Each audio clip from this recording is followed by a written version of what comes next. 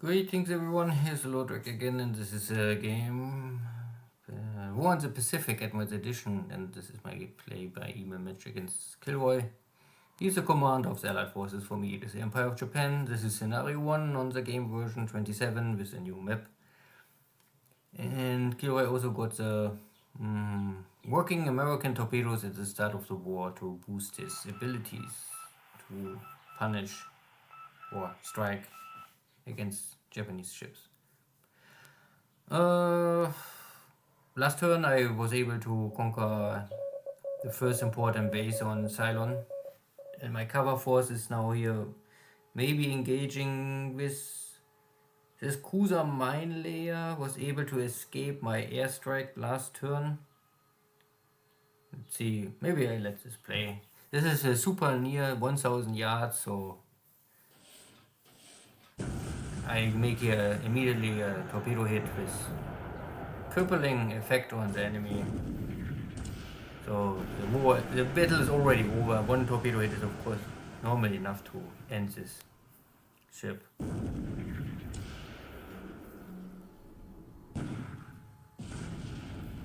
Yeah, and now I have so many 25mm guns that this will maybe need a lot of time. But a 20cm hit also, yeah, no chance. Torpedo hit and then many shell hits sink this cruiser mine layer. Maybe this was a try from KilRoy to enter the hex, throw a lot of mines, and then my ships will hit these mines. There is maybe a possibility to do this. My AP was already dead last turn, now it's finally over. This was the biggest AP I think the Japanese have, one of the biggest with 22 points. So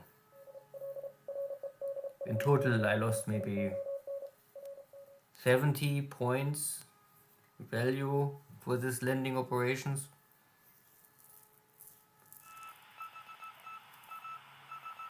And here's AD, so a destroyer tender in the Hex of Darwin.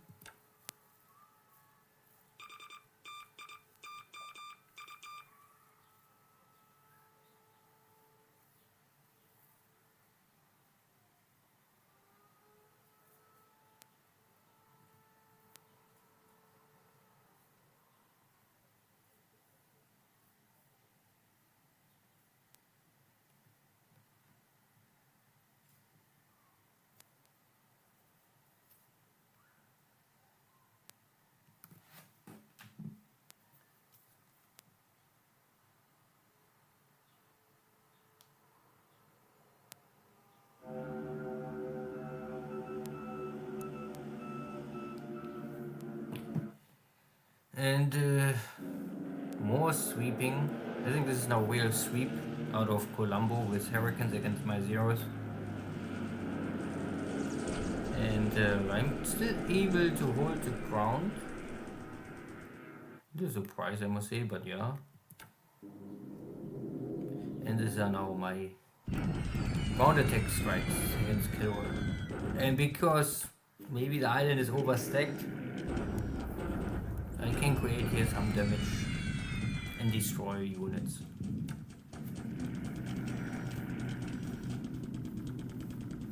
Good.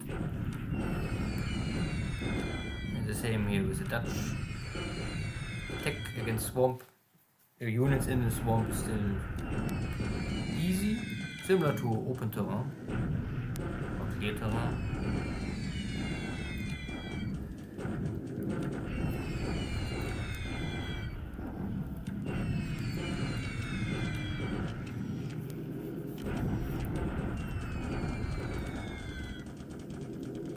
So these are this, I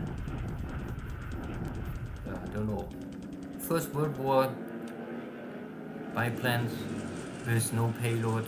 I don't know what they really want to do here. I intercept them.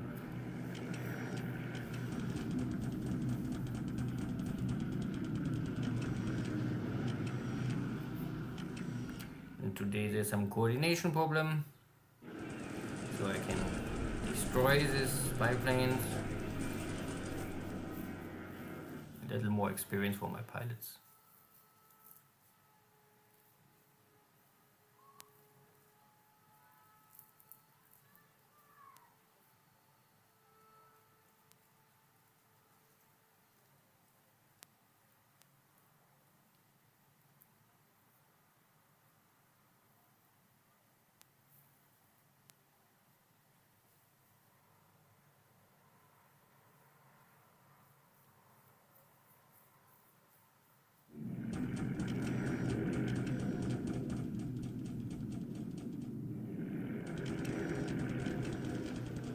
Oh, that was a very short afternoon. And I also start to pick up the last Dutch East Indies bases.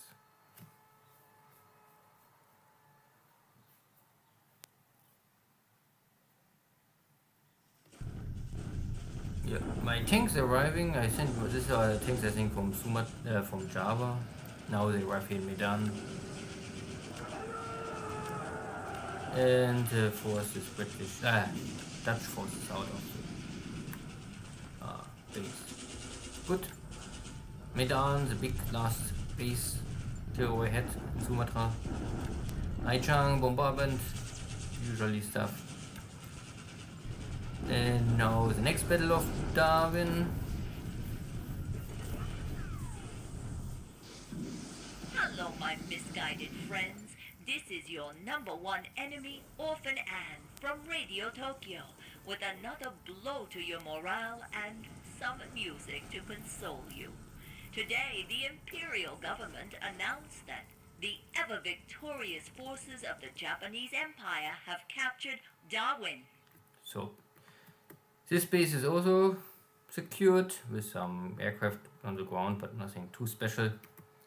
Casualties for the Australian forces destroyed or forced out. So, similar to my first game with KilRoy, I am now on the hunt down these Australian forces.